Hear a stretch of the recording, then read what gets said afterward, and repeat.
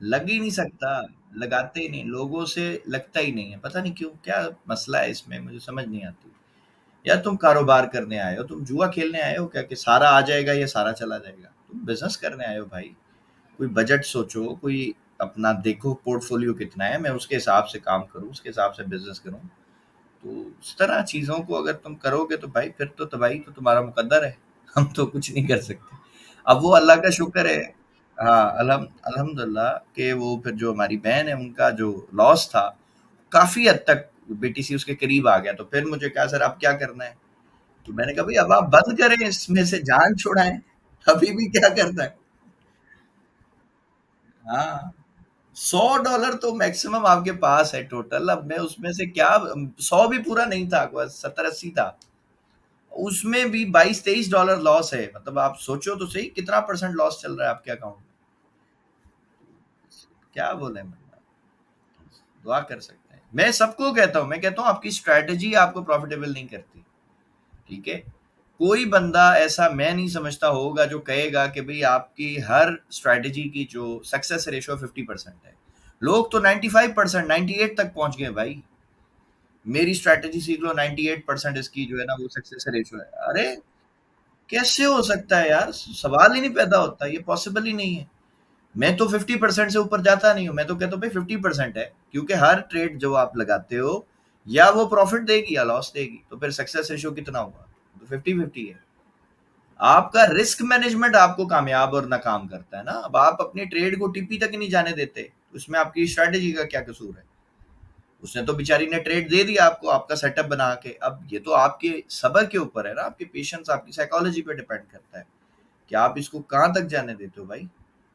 आप छोड़ दो, उसको देखना बंद कर दो। बार बार उसके साथ चिपक के रहोगे, आप ना चाहते हुए ट्रेड बंद करोगे। जब बंद करोगे तो फिर आपको समझ आएगा कि यार ये तो इतना ऊपर चला गया। फिर फोमो में आओगे आप, फिर गलत जगह से एंट्री लोगे, फिर लॉस होगा, फिर एसएल नहीं होगा, फिर तबाही होगी। तो ये सबके साथ होता है, डेली बेसिस पे मार्केट करती है, रोज का काम है इसका। ठीक है, जब भी तो 90-95% लोग लॉस करते हैं। रीजन ये कि सब चीजें उनको पता है, उन्होंने पढ़ ली हैं, उन्होंने सीख भी ली होंगी, बट वो अमल नहीं कर सकते। ठीक है, तो जब भाई तुम अमल नहीं कर सकते तो फिर तुम सीख क्यों रहे हो? ठीक है, और एक और चीज भी, मैं हो सकता है इस वीडियो को पब्लिक कर दूं, तो मैं एक और चीज भी बताना चाहता हूँ। मेरे पास बहुत ज्यादा अभी मैसेजेस आने लग गए हैं लोगों के। कोई कहता है जी मेरी तबीयत ऐसी है, मेरा बेरोजगार हूं, मैं, मेरे पास जॉब नहीं है, मुझे ट्रेडिंग सिखा दो। अरे अल्लाह के बंदे, जब तुम्हारी मेंटली सिचुएशन ठीक नहीं है, तुम्हारी फाइनेंशियली सिचुएशन ठीक नहीं है, तुम्हारे पास पैसे नहीं है, तुम ये सीख के करोगे क्या? मुझे ये नहीं समझ आती भाई। चलो मैं तुम्हें सिखा भी दूं, सिखाने के बाद क्या होगा? हमारे पास पैसे तो है नहीं, ट्रेड कैसे करोगे? बिना पैसे के तो ये मार्केट तुम्हें एक सेकंड भी नहीं रुकने देगी भाई। ये बिजनेस उन लोगों के लिए है जो एक अच्छा खासा काम कर रहे हैं, या जिनके पास पैसा पड़ा हुआ है एक्स्ट्रा, जिससे उनकी फैमिली डिस्टर्ब नहीं होती। उन लोगों के लिए ये कारोबार है भाई। ये उन लोगों के लिए कारोबार नहीं है जिनके पास कुछ भी नहीं है, जिनके पास खाने को भी नहीं है, वो समझ रहे मैं इधर आऊंगा तो करोड़पति हो जाऊंगा। ये उनके लिए नहीं है। वो इस मार्केट में आएंगे, वो कर्जदार होंगे लोगों के, क्योंकि उनके पास अपना पैसा तो है नहीं, वो किसी से कर्जा लेंगे, हो सकता है सूद पे पकड़े, वो लेके इस मार्केट में डालेंगे, नुकसान करेंगे, बाद में वो कर्जदार उनकी जान को मजीद रोएगा। ठीक है, सो मेहरबानी करके अगर आपकी सिचुएशन खराब है, आप ट्रेडिंग में नहीं आओ।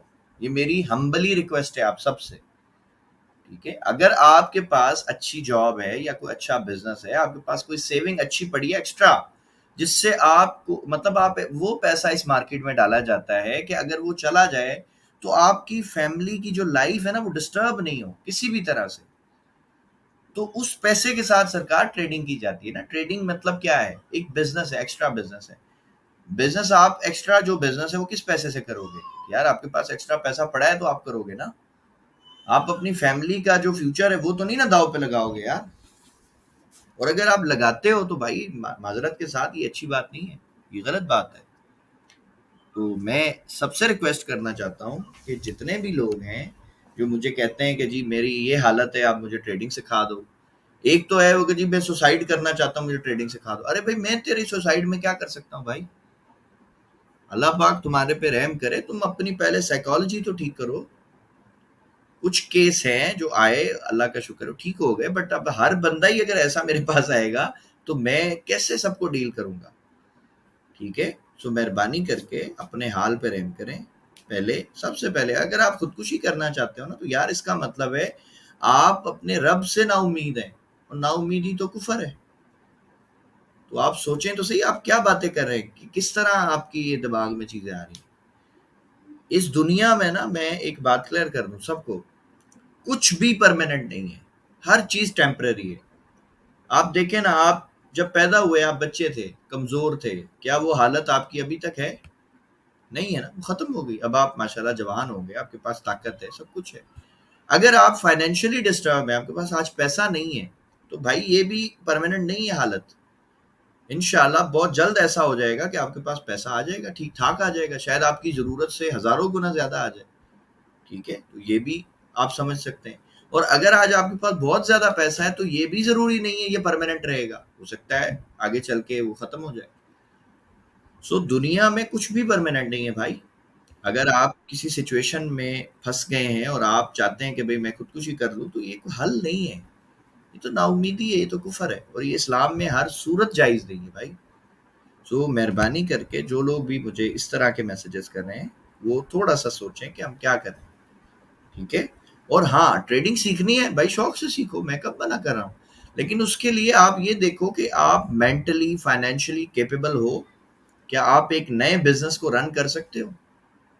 अब एक बंदा है, उसके अपने घर के हालात ठीक नहीं है, उसके बच्चे डिस्टर्ब हैं, उसकी फैमिली डिस्टर्ब है, उसके घर पे खाने को नहीं है इतना, वो किस तरह से अपने आप को मेंटली जो है वो मतलब साइकोलॉजिकली वो प्रिपेयर करेगा रिस्क लेने के लिए? वो तो रिस्क ले नहीं सकता बेचारा। ठीक है? इस बिजनेस में कामयाब ही वो है जो रिस्क लेता है, क्योंकि रिस्क नहीं लोगे तो आप कामयाब हो नहीं सकते। रिस्क लेने से डरोगे, आप एसएल नहीं लगाओगे, आप लॉस नहीं करना चाहोगे, और एसएल नहीं लगाओगे, आपका सारा पैसा चला जाएगा, आपके पास कुछ भी नहीं बचेगा। ठीक है? सो मेहरबानी करके इन चीज़ों का थोड़ा ख्याल रखें। अच्छा जी, सो आज अल्हम्दुलिल्लाह हमारा जो वीक मतलब 4 का जो है वो डे 5 है, और ये बेसिकली हम क्वेश्चन आंसर का सेशन जो है वो रखते हैं। तो आप में से जितने लोगों के भी क्वेश्चंस हैं वीक 4 से रिलेटेड, या इससे पिछले जो भी हम पढ़ चुके हैं, तो वो आप क्वेश्चन कर सकते हैं। देन इंशाल्लाह हम उनको थोड़ा सा डिटेल में कोशिश करेंगे उनको एक्सप्लेन करें।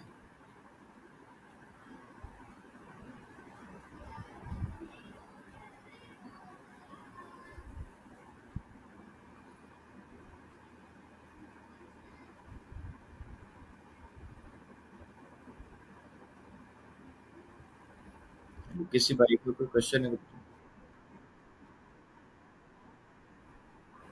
हम्म,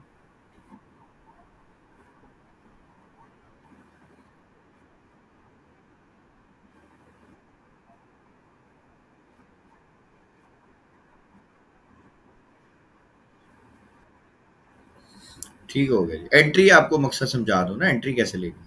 ठीक है? चले जी, अभी आप माइक पे ही रहिएगा, आपसे कुछ सवाल मैं पूछूंगा, देन आप उसका आंसर दें। अब मुझे बताएं कि इस पूरी वेव में जो आखिरी ब्रेक ऑफ स्ट्रक्चर है वो कहाँ पे हुआ? इस वाले को अभी छोड़ दो ना, ये समझ लो यहाँ से तो हमने एंट्री लेनी है। ठीक है? इससे पीछे पीछे आप बताओ, यहाँ पे पूरी वेव में लास्ट ब्रेक ऑफ स्ट्रक्चर कौन सा है?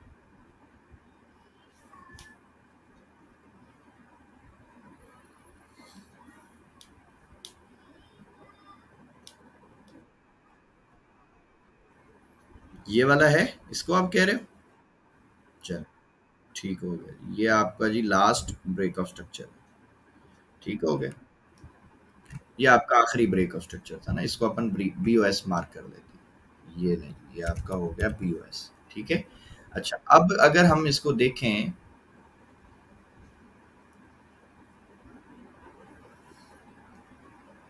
ये हमारा लास्ट बी ओ एस है, तो हमारा जो स्ट्रॉन्ग लो है वो बताइए वो कौन सा है? ये एक विक लगी हुई है, ये लगी हुई है, कौन सा वाला है लास्ट? ये वाला। डन हो गया, ये आपका बी ओ एस हो गया आखिरी। ठीक है? अब उसके बाद है कि मार्केट ऊपर गई और उसके बाद ये नीचे आ गई। सही?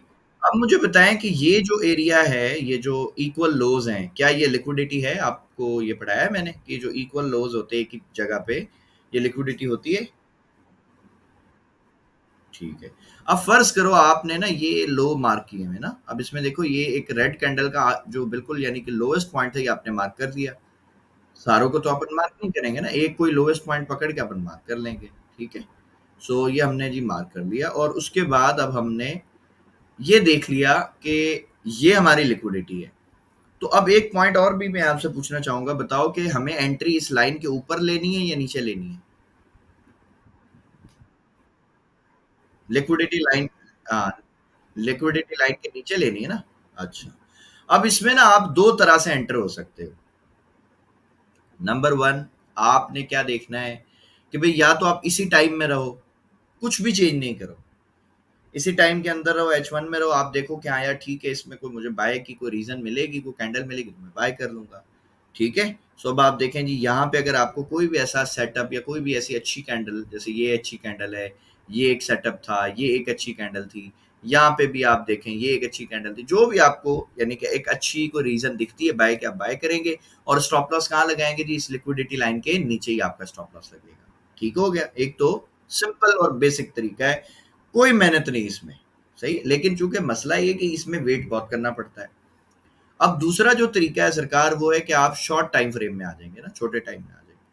तो मैं क्या करता हूँ जी, यहाँ पे एक बॉक्स बना देता हूँ ताकि हमारे लिए आसान रहे चीज़ें। ये हमने जी एक बॉक्स बना दिया है और इसके अंदर जो है ना हम हमने बाय ढूँढना है, सही? इसमें हमारी बाय की एंट्री जो है वो बनेगी। अच्छा, उसके बाद हम पहले देखते हैं 1 मिनट में ना, बिल्कुल छोटे से छोटे टाइम फ्रेम में देखते हैं कि क्या हुआ है। जब मार्केट इस एरिया के अंदर आई थी, तो उस वक़्त किस तरह का सेटअप जो है, किस तरह का स्ट्रक्चर फ़ॉर्म हुआ, मार्केट ने क्या किया?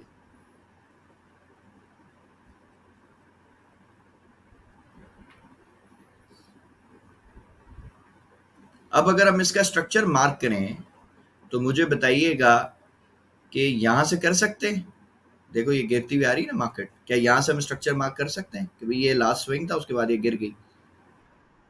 चलो, चलो हम यहाँ से भी वैसे कर सकते हैं कि भई ये गिर रहा है, यहाँ से भी कर सकते हैं, यहाँ से भी कर सकते हैं, जहाँ से आपको ईज़ी समझ आए ना, बस आपने स्ट्रक्चर मार्क करना है। तो आपने सपोज़ करिए कि यहाँ से शुरू कर दिया ना, ये क्लियर गिरता हुआ आया है, ठीक है? उसके बाद ये स्विंग नहीं है, यहाँ पर आके ये आखिरी सेल कैंडल का हाई ब्रेक हुआ, फिर नीचे आया, फिर ऊपर गया और उसके बाद ये नीचे। अब मुझे बताओ जो लास्ट स्विंग है आपका वो कौन-सा है? क्या ये वाला है या ये वाला है? ये वाला है? ठीक हो गया जी। अब अपन यहाँ पे एक लाइन लगा देते हैं, ऐसा ही है? तो ये हम लाइन लगाते हैं इसके ऊपर। अब हम देखेंगे जी कहाँ पर इस लाइन का ब्रेकआउट हुआ है। जहाँ पर इस लाइन का ब्रेकआउट होगा, क्या हमारा वहाँ पे चेंज ऑफ कैरेक्टर माना जाएगा? चलो, ये हमारा चेंज ऑफ कैरेक्टर यहाँ पे हो गया ना, इस जगह पे हो गया। अब पहला जो एंट्री का क्राइटेरिया है वो तो आपको पता है, वो कौन-सा है बताओ? कि अगर यहाँ पे कोई मोमेंटम कैंडल दिखे विद लो वॉल्यूम तो हम बाय कर सकते हैं, ठीक है? तो हम वॉल्यूम को ऑन करके देखते हैं। चलो, यहाँ पर हमें ब्रेक जो है वो किया है लो वॉल्यूम के साथ, मतलब ये एक अच्छी कैंडल थी, हमने यहाँ से बाय किया, सपोज़ करो हमारा एसएल हिट हो गया। अब यहाँ पे अगर हमने बाय किया था तो हमारा एसएल कहाँ पे था? तो जिस कैंडल पे हमें एंट्री लेनी होती है ना, यानी जो हमें लगता है कि यार ये अच्छी कैंडल है, हम या उसके नीचे एसएल रखते हैं या उससे पिछली कैंडल पे। तो ये हमारा एक एसएल था। अब ये हमारा एसएल देखिए जी कितना सा था, ये नज़र आ रहा होगा आपको, 2.7 यानी $3 का एसएल था हमारा, हिट हो गया, कोई मसला नहीं, ठीक हो गया। अच्छा, दूसरा अगर ये हमारा हिट हो जाए एसएल, तो दूसरा क्राइटेरिया क्या है हमारा एंट्री का? डिमांड मार्क करनी है। तो अब पहले तो मैं इस बॉक्स को हटा दूँ ताकि हमें कंफ्यूज ही ना करे, ठीक है? अब मैं डिमांड मार्क करूँगा, कहाँ से करूँगा जी? क्या यहाँ से करूँगा जहाँ से वेव शुरू हुई है? कहाँ तक करूँगा?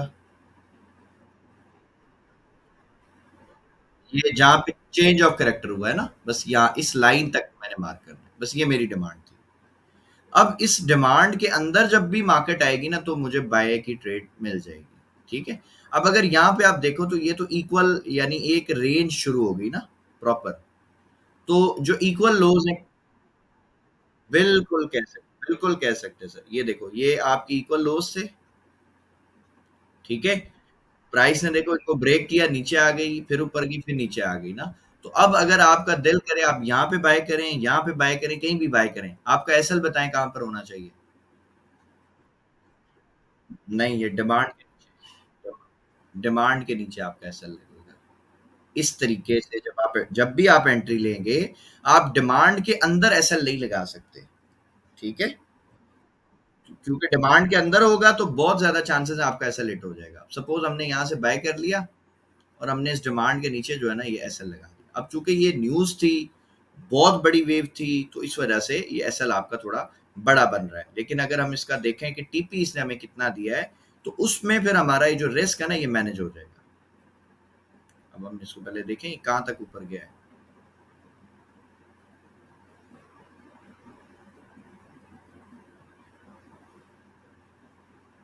ये नहीं, ये यहाँ तक गया है ना, ऑलमोस्ट इधर तक ये गया 3600 तक।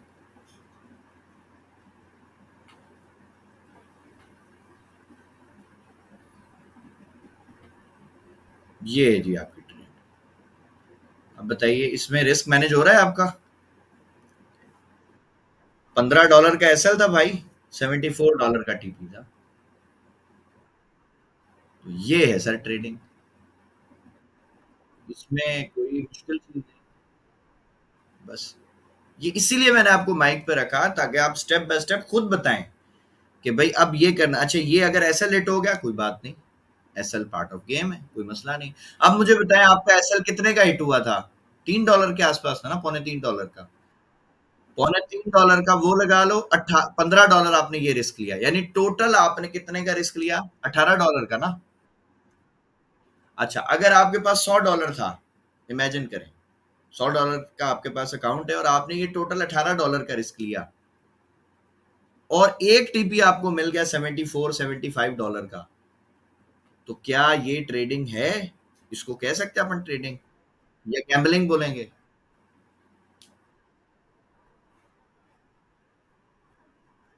मकसद आप कितना ग्रो हो गया अकाउंट आपका? 70% से भी ज्यादा ग्रो कर लिया आपने एक दिन में। और मैं कितना कहता हूं पीएसएक्स वालों को कि महीने का कितना बनाओ? बताओ। 10%? नहीं, मैं 10% में कहता हूँ कंपाउंडिंग के लिए। अच्छा, एक और भी मिसकंसेप्शन है जो मैं आज क्लियर कर दूं सबके लिए। ये जो कंपाउंडिंग है ना, जरूरी नहीं है आप पीएसएक्स में ही करो।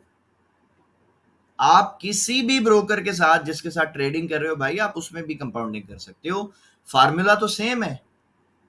मिसाल के तौर पे आज आपने, लेट सपोज 500 या आपने $1000 का अकाउंट बना लिया, 500 को छोड़ देता हूं, $1000 का अकाउंट बनाया, आपके पास है सपोज करें 3 लाख रुपए आपने डाल दिए ना, 2.5-3 लाख रुपए का आपने $1000 बनाया।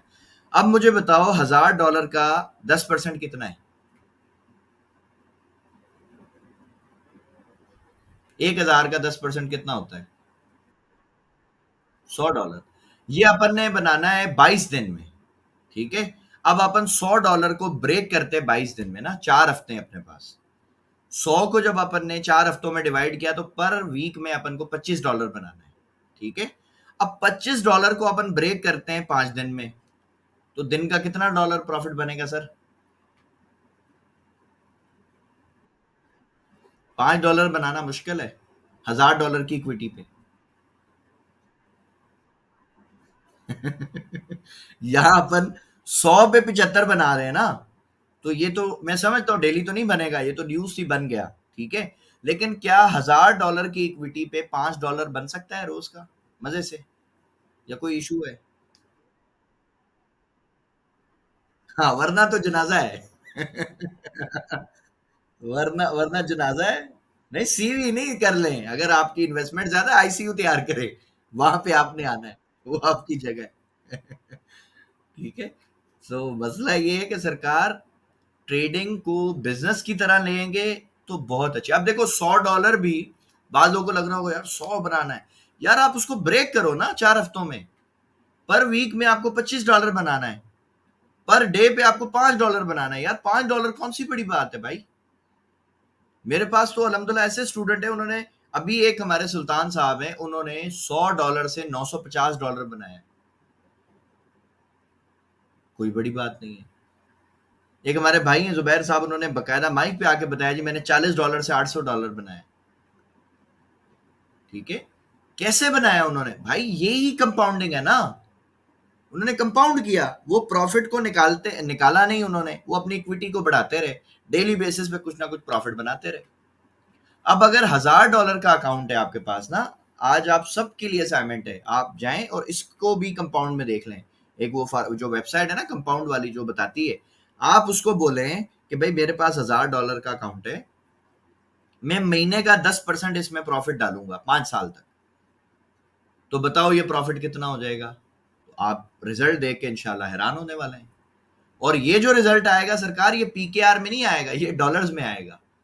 जो वो आंसर देगा ना, फिर उसको 300 से मल्टीप्लाई भी करके देख लेना, फिर आपका दिमाग ज्यादा चकराएगा। ये सबके लिए असाइनमेंट है इंशाल्लाह ताला, जाएं चेक करें। और $1000 की इक्विटी पे बनाना कितना है? $5। कोई बड़ी बात नहीं, मसला ही नहीं, हलवा है मैं समझता हूँ। छोड़ें आप पीएसएक्स को, पीएमईएक्स को, अगर आप जिस मुल्क में भी हो, जिस ब्रोकर के साथ भी आप काम कर रहे हो, आप इस तरह करके देख लो। कंपाउंडिंग का मतलब सिंपल इतना है कि आपने जो ट्रेड की है ना, उससे जो प्रॉफिट जनरेट हो रहा है, आप उसको निकाल नहीं रहे, आप अपनी इक्विटी को ग्रो करते जा रहे हो। ठीक है, तो जब आपकी इक्विटी ग्रो होगी, तो मेरे भाई आपका अकाउंट वैसे ही बढ़ जाएगा, आपका पोर्टफोलियो वैसे ही बढ़ जाएगा, आपको टेंशन लेने की जरूरत क्या है? अब जिस बंदे ने 100 से 1000 और 1000 से 10,000 बनाया, तो मुझे बताएं कि क्या 10,000 से उसके लिए 1 लाख बनाना मुश्किल है? बताएं, या सेम प्रोसेस है?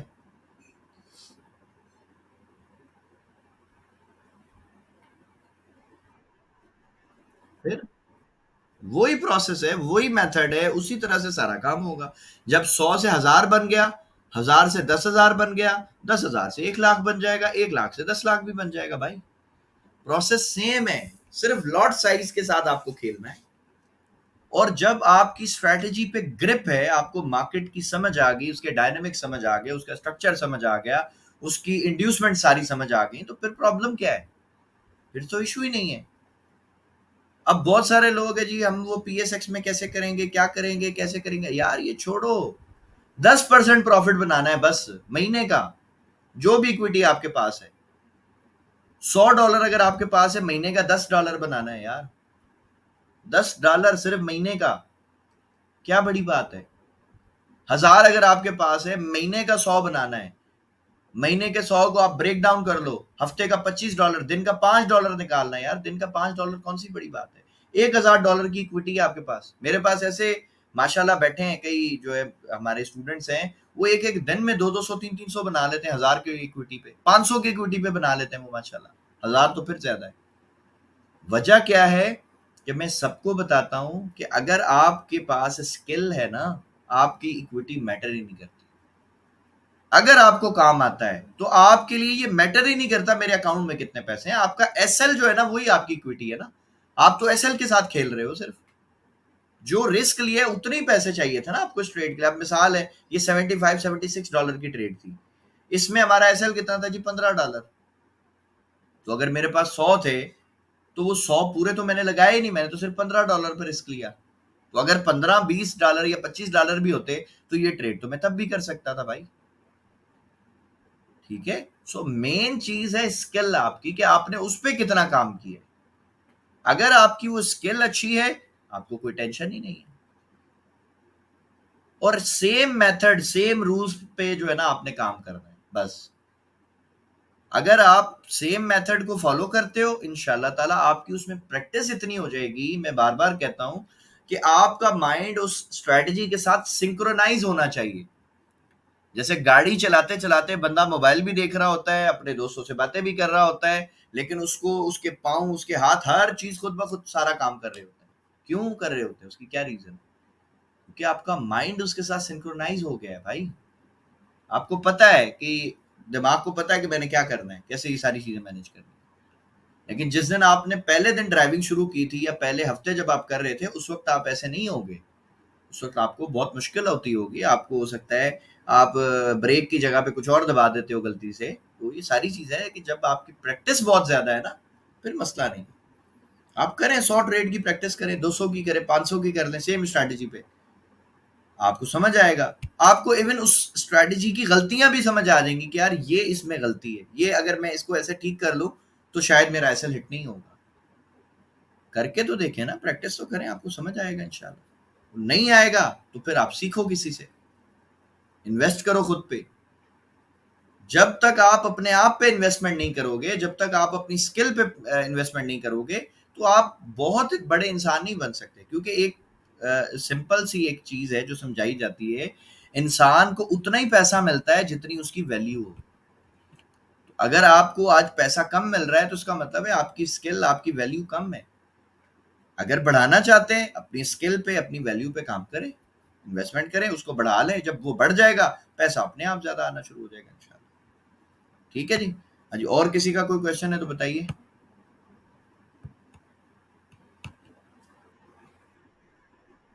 वालेकुम सलाम जी, अल्लाह का बड़ा शुक्र है सर, आप सुनाइए।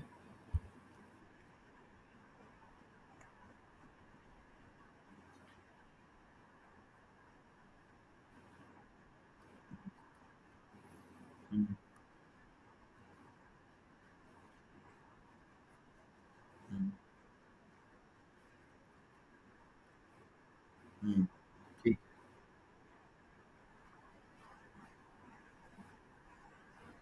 सर अभी सेल का भी बता देते हैं, कोई इशू ही नहीं। सेल के लिए ना मैं अब एक चीज पहले आपको सबको क्लियर कर दूं। देखिए, गोल्ड एक ऐसा एसेट है, ये मोस्टली बाय ट्रेंड में रहता है।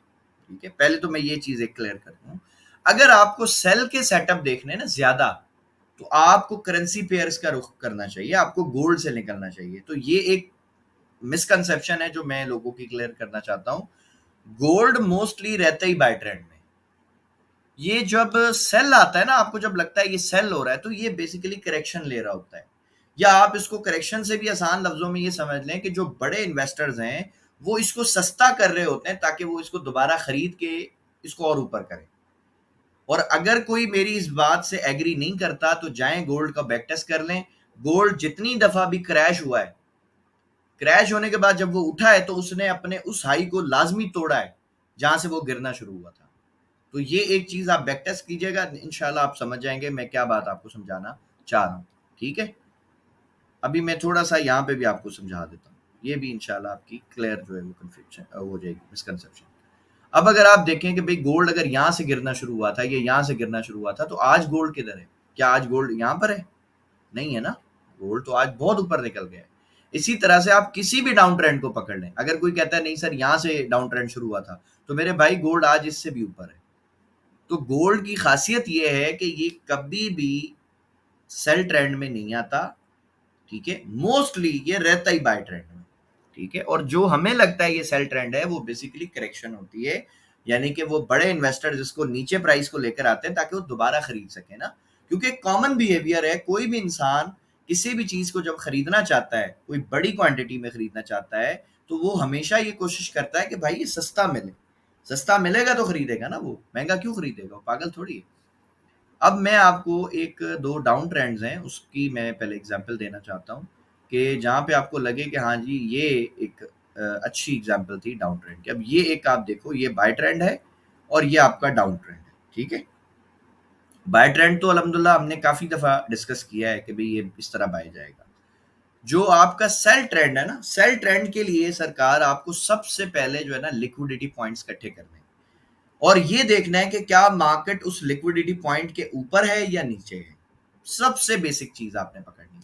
अब अगर आप देखें कि मार्केट ने जब यहां से अपना बाय ट्रेंड शुरू किया, तो इसके पीछे ये हमारे इस्माइल साहब से मैं रिक्वेस्ट करूंगा वो अभी माइक पे आ जाएं ताकि मैं उनसे कुछ क्वेश्चन करूं, ताकि उनकी भी कंफ्यूजन क्लियर हो। हाँ सर, आप मुझे बताएं कि जब ये यहाँ से बाय होना शुरू हुआ, तो इसका जो पहला लिक्विडिटी पॉइंट था कौन सा था? क्या ये था? तो अब इसमें जो लास्ट जो लिक्विडिटी पॉइंट था, क्या मैं इसको मान सकता हूँ? ये देखिए, ये सारे स्विंग्स है ना, तो ये सबसे ऊपर यही था। ठीक हो, अच्छा जी, इस पूरी रेंज में, पूरी वेव में ये एक लिक्विडिटी पॉइंट था, और अगर ये भी ब्रेक हो जाता और मजीद ऊपर मार्केट जाती, तो आखिरी जो लिक्विडिटी पॉइंट था वो ये था। क्या ये मैंने दोनों सही मार्क किए हैं? ठीक हो गया। अब मैंने ये देखा कि यार मार्केट तो यहाँ से उठ के यहाँ तक चलेगी ना, ये ऑलमोस्ट $231 ऊपर चलेगी ना, $231 ऊपर चलेगी।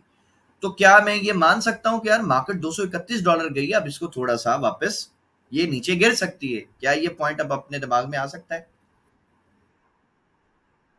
हो सकती है ना।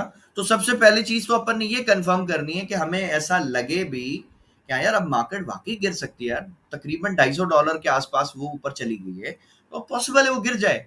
तो उसके लिए गिरने के लिए भी सबसे पहली चीज जो अपन ने ढूंढनी है वो क्या ढूंढा? अपन ने लिक्विडिटी ढूंढी। सबसे पहला काम स्टेप वन पे क्या आपने ढूंढना है, मैं यहाँ लिख भी देता हूँ। जब भी सेल के लिए आप देखेंगे तो जो आपका स्टेप वन है वो क्या है? लिक्विडिटी। ठीक है।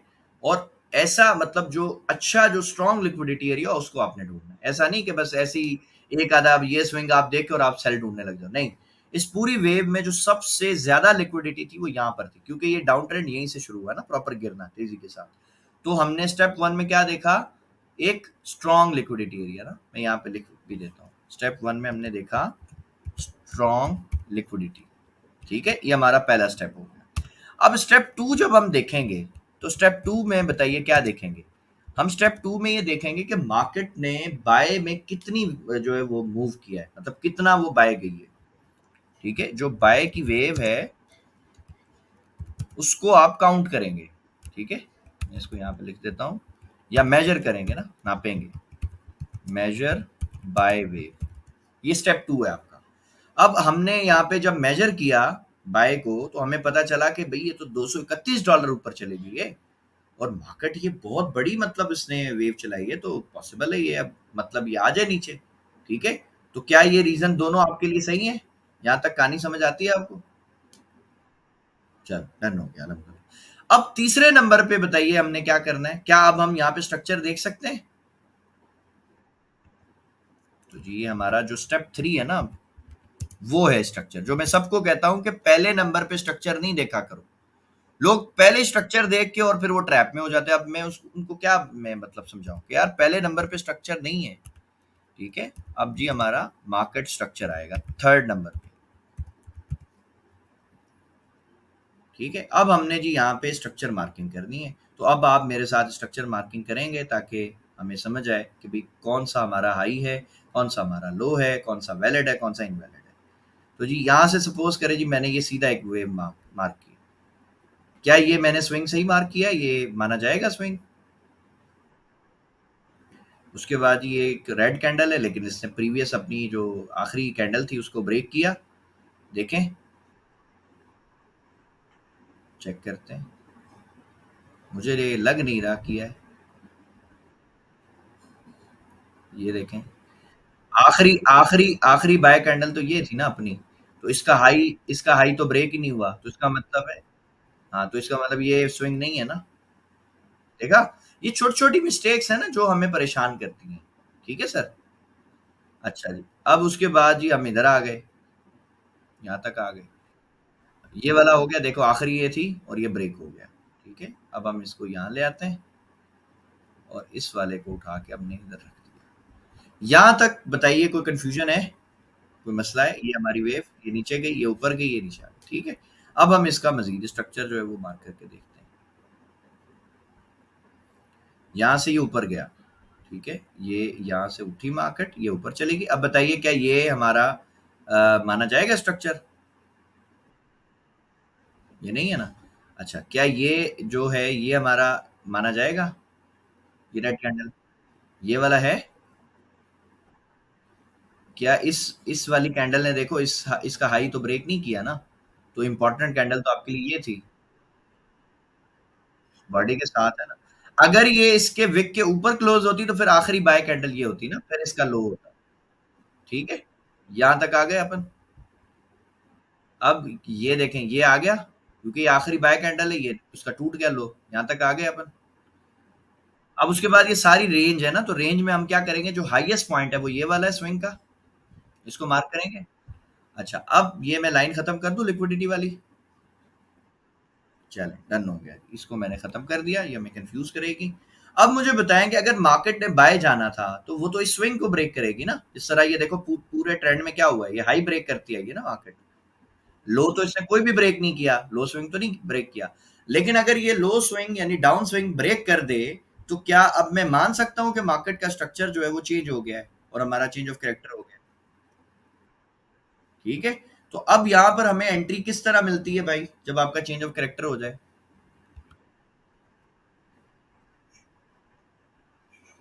डन हो, डन हो गया, डन हो गया। क्या ये आप मोमेंटम कैंडल मानते हो? ये देखें, देखें वॉल्यूम भी इसमें छोटा है और कैंडल भी बड़ी स्ट्रांग है। तो अगर तो भाई आपने यहाँ पे सेल किया है, तो आपका जो स्टॉप लॉस है वो कहाँ होना चाहिए था? ये जिस कैंडल पे एंट्री, या यहाँ पे होगा या इससे पिछली कैंडल पे होगा, तो आपने यहाँ पे सपोज कर रखा। हाँ, बिल्कुल, बिल्कुल। अब रिस्क है ना, रिस्क के हिसाब से ना, आपकी इक्विटी के अकॉर्डिंग। तो अगर आपने यहाँ पे भी किया, तो आप मुझे बताएं कि जो आपका फर्स्ट टीपी है वो कौन सा होना चाहिए, यहाँ से अगर आपने सेल, ये वाला जो सही है, ठीक है, ये आपका पहला टीपी। अब अगर ये ब्रेक हो गया, तो आप बताइए क्या अब ये है? एग्जैक्टली, एग्जैक्टली ये है। ये ब्रेक, अच्छा अब देखें, जब ये यहां से चेंज होगा, तो क्या हमें ये पता नहीं है कि मार्केट जहां से बाय जाना शुरू हुई है, यहां तक तो इसने लाजमी आना है? क्या ये बात हमें पता है?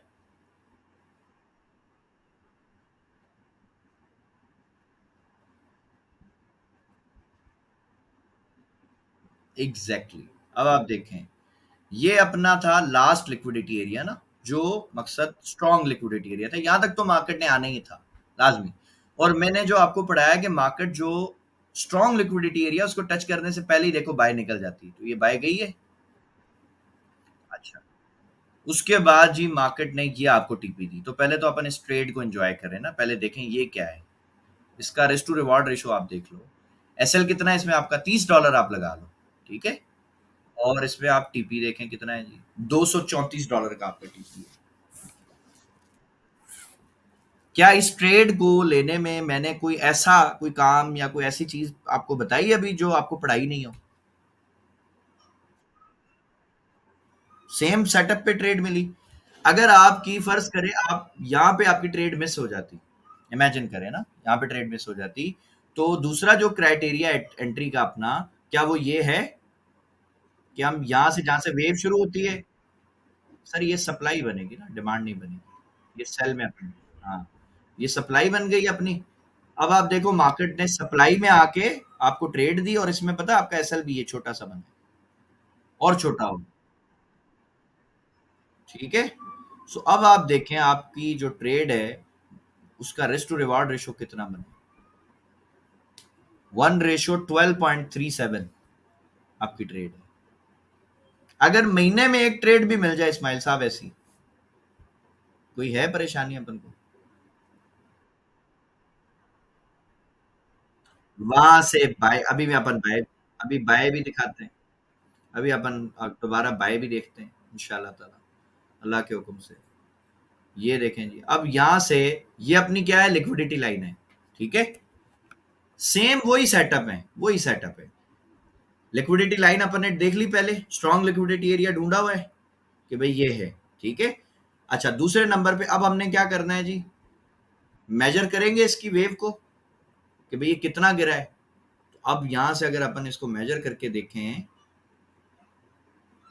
यार ये तो $313 गिर गया है।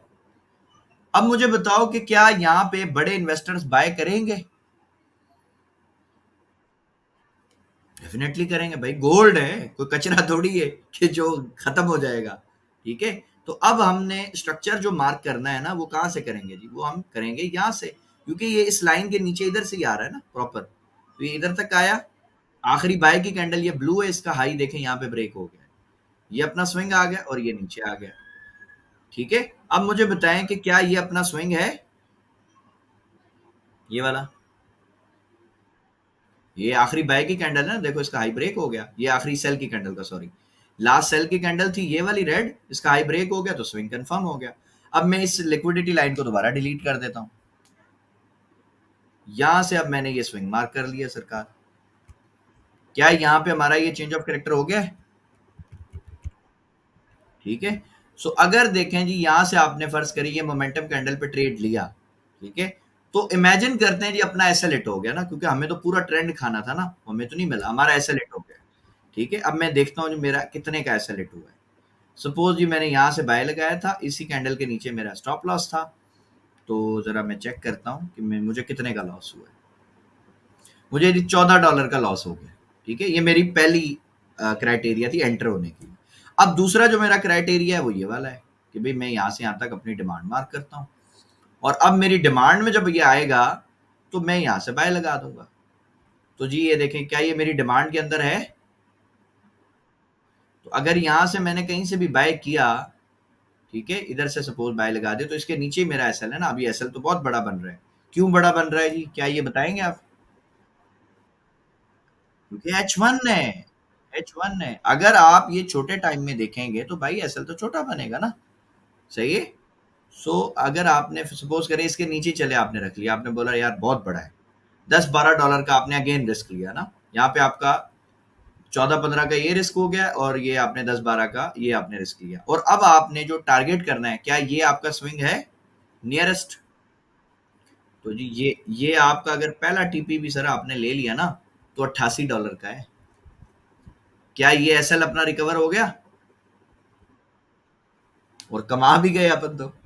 और अगर इसके बाद हमने वो काम किया जो आपको पढ़ाया है कि भाई अब आप ट्रेड का कुछ हिस्सा बंद करें और बाकी को ब्रेक इवन करके और भूल जाएं, और अब आप देखिए कि यहां तक मार्केट आपकी गई है। ठीक है, बल्कि यहां तक गई है। ठीक है, अब ये देखें जी, $239 की फिर आपको ट्रेड मिल गई है। 1:18.64 की फिर ट्रेड मिल गई। तो सर ये ट्रेडिंग है जिसमें आपका लॉस भी आपको पता है, आपका टीपी भी आपको पता है, आपका रिस्क भी मैनेज हो रहा है, आपके इमोशंस भी कंट्रोल में हैं, आपको डर भी नहीं लग रहा है, आपको पता है कि यार मैं कमा गया तो बहुत बड़ा पैसा मिलेगा इंशाल्लाह। ठीक है, क्या ये सेल का सेटअप समझ आया आपको? कोई कंफ्यूजन है तो बताएं। क्या मैंने ये सेम सेटअप पे ट्रेड एंड ढूंढी है, बाय भी और सेल भी? कि पहले पहला स्टेप अब बताएं मैंने क्या किया। सबसे पहला स्टेप क्या करना बताएं।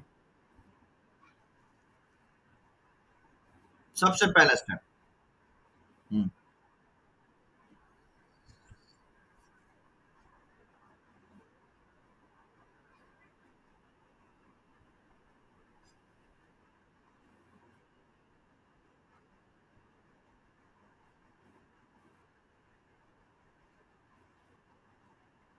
फिर अब मुझे बताओ, पूरे महीने में अगर आपने एक साइड की भी वेव पकड़ ली, ठीक है, एक साइड की, क्या 10% आप अपने प्रॉफिट का बना सकते हो पोर्टफोलियो का, या नहीं बना सकते?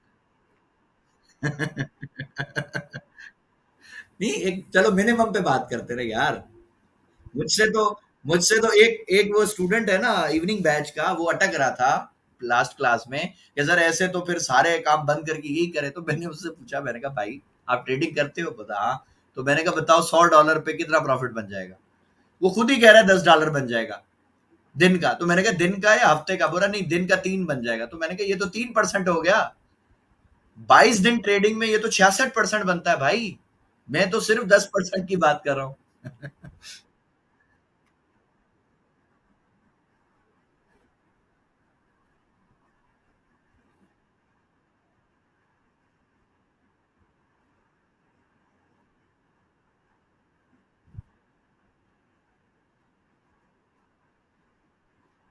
मतलब 1:10 हो गया सीधा सीधा।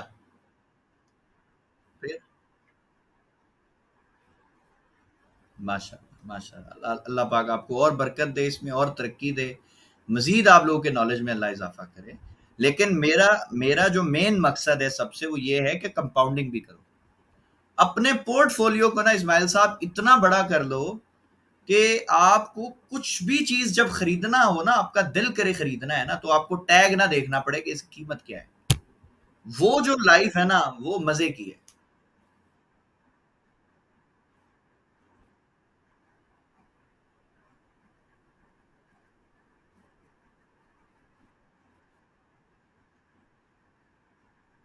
बिल्कुल ऐसे ही होता है। तो मैं यही समझाता हूँ ना। अब देखो मेरी बात सुनो, फर्ज करो आपने एसएल नहीं लगाया, ठीक है, आप समझते हो भाई मैं तो प्रो हूँ, मैं तो बाप हूँ मार्केट का, मेरा तो एसएल ही नहीं हो सकता, आपने एसएल नहीं लगाया, तो क्या ये आपने गलती की या नहीं की बताओ? वो भी चला जाएगा, फायदा क्या उसका यार, एसएल दो निकल जाओ।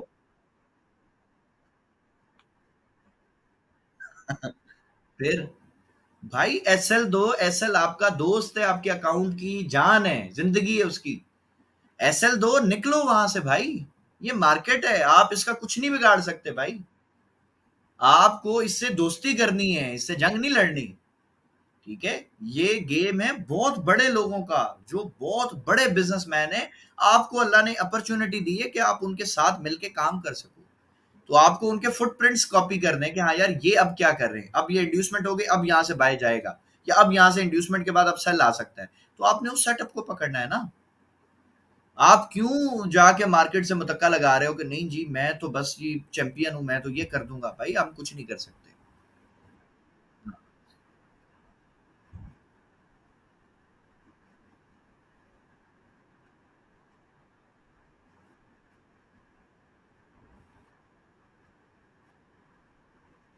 अभी मैं अभी मैं आपको ये बताऊं, इस स्ट्रक्चर में पता है मैंने बाय किधर किया था? ये मैंने ट्रेड किया है, ये मैं इसलिए बता रहा हूँ।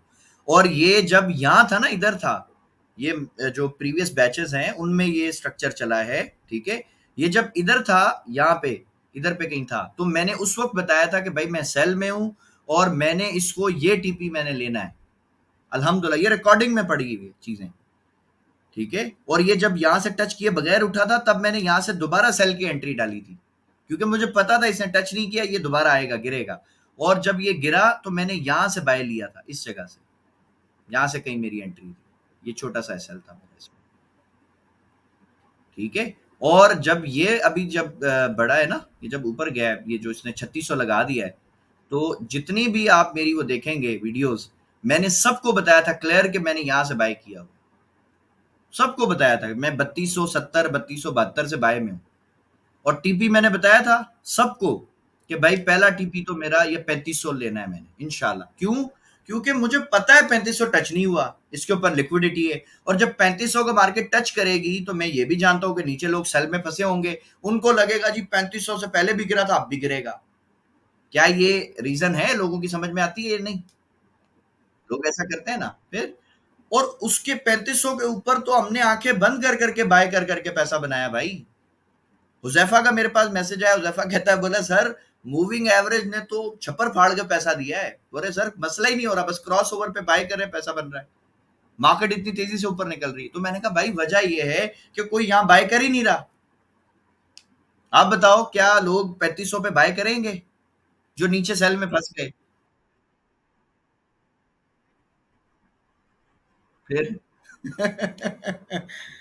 तो भाई इस मार्केट का कसूर नहीं है। आप लोगों ने अगर सीखा है तो माजरत के साथ, जिस बंदे से सीखा है उसको शायद खुद को काम नहीं आता था। और अगर आपने नहीं सीखा तो मैं रिक्वेस्ट करूंगा सीखो पहले किसी से यार, जिसको काम आता है, जो वाकई रियल में काम जानता है, उससे सीख लो ना। आपको जो 5 साल में जहां पे आपने पहुंचना है ना, अगर किसी अच्छे बंदे के साथ आप मिल जाओगे, हो सकता है आप 5 हफ्ते में वहां पहुंच जाओ या 5 महीने में पहुंच जाओ। ठीक है, हमारे बहुत सारे स्टूडेंट्स हैं अल्हम्दुलिल्लाह। और ये जो पीएसएक्स वाला जो मैंने बताया है, ये मैं किसी को नहीं कह रहा कि आप अपने घर से इन्वेस्टमेंट ला के डालो, नहीं। मैं लोगों को कहता हूं कि इसमें से कमाओ, कमाने के बाद जो प्रॉफिट आए उसमें से इन्वेस्ट करना है, घर से नहीं लेके आओ। अभी हमारे एक वो भाई हैं दुबई वाले, मोहसिन साहब है, उन्होंने $30,000 प्रॉफिट बनाया अगस्त में। 30,000 बना के 20,000 उनका मैंने जो है वो उनको मशवरा दिया था, भाई आप इन्वेस्ट करो, उन्होंने $20,000 इन्वेस्ट किया है ओमान में। अब उनको हर महीने वहां से प्रॉफिट भी आएगा 5-7 हजार। तो बताएं क्या ये सही है काम या गलत है?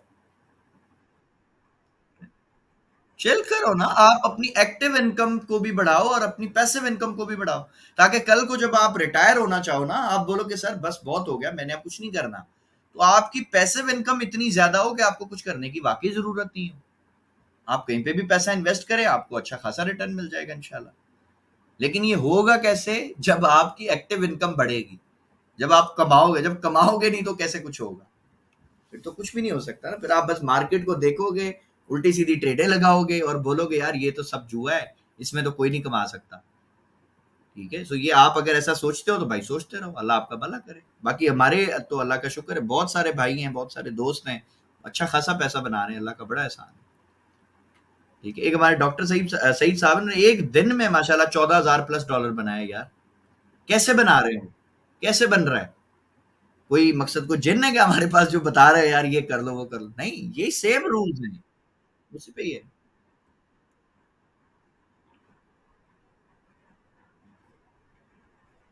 अल्लाह का बड़ा एहसान है जी, बड़ा एहसान है। अब लोग पता क्या है, जो मेरे पास आए ना वो पहले भी 5-7 लोगों से सीख के आए। तो अब वो उनकी चीज़ें, मेरी चीज़ें मिक्स करना चाहते हैं। तो मैं कहता हूँ यार ये नहीं करो।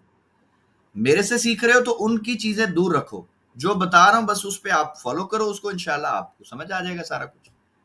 कोई मुश्किल नहीं है। बहुत आसान चीज़ है मेरी तो यार, 3 मैंने स्टेप दिए हैं, बस आपको ट्रेड मिल रही है उसमें, और क्या चाहिए? और फिर ये 3 चीज़ें भी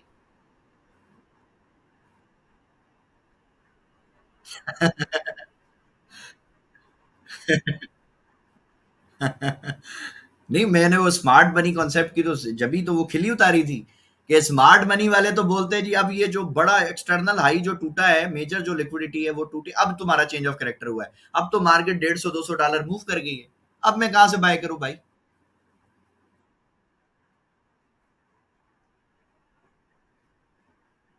बस फिर फायदा क्या, वो ट्रेंड तो खत्म हो गया सारा, अब क्या फायदा? मजा तो तब है ना जब मैं पूरे ट्रेंड को खाऊं। $200, $250, $300 की अगर मुझे वेव मिल जाए 0.10 के लॉट से, तो यार मैं तो कमा गया।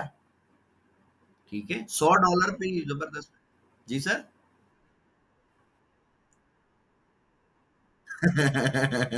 अभी वो सेल या बाय यार अपनी समझ नहीं आता भाई।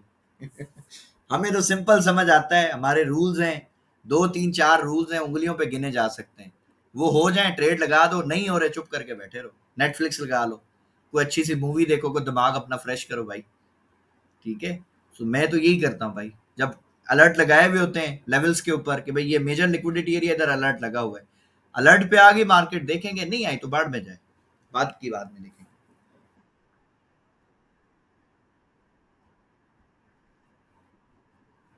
नहीं, ये भी आप कर सकते हैं लेकिन लिक्विडिटी पे लगा लें, लिक्विडिटी बेस्ट चीज है।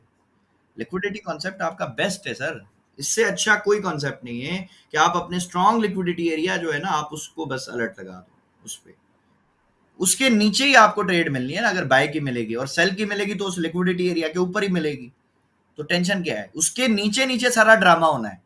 उसके नीचे मार्केट पहले स्ट्रक्चर भी शिफ्ट कर देगी, आपको इंड्यूसमेंट भी करा देगी, सब कुछ करा देगी। उसके ऊपर जब वो निकलेगी ना, तब आपकी ट्रेड है, आप तब देखें।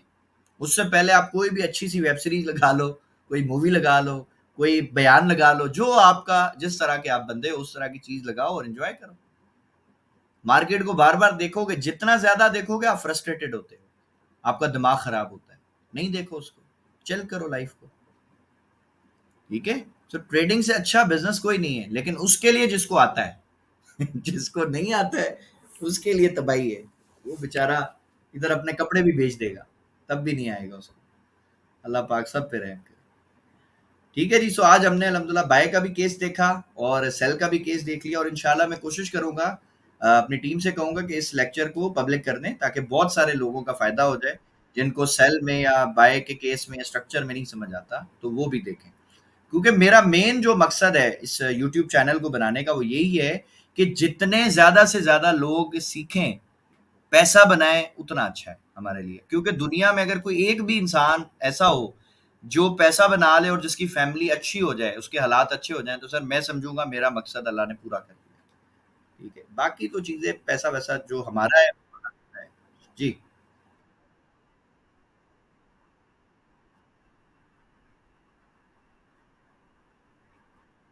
नहीं नहीं, वो लिक्विडिटी पे ही लगना है।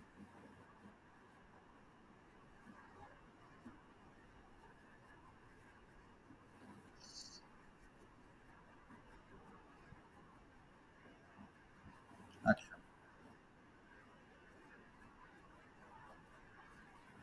जी जी जी। इसके ऊपर मैं ट्रेडिंग व्यू के ऊपर ना इंशाल्लाह एक डिटेल वीडियो बनाने वाला हूँ अनकरीब। बहुत सारे लोग हैं उनको ट्रेडिंग व्यू यूज ही नहीं करना आता। उनको पता ही नहीं है कि इसमें क्या क्या हो सकता है, इसमें कितनी आपके लिए आसानियां हैं, इसमें कितने टूल्स हैं कि जो आप यूज़ करके और बहुत अच्छा काम कर सकते हो। तो इंशाल्लाह इस पे हम बनाएँगे, अनकरीब बनाएँगे। ठीक है जी? सो इंशाल्लाह जी, जी, इंशाल्लाह, इंशाल्लाह। सो इंशाल्लाह कल आपसे मुलाकात होगी इसी टाइम पे, तब तक के लिए अल्लाह हाफ़िज़।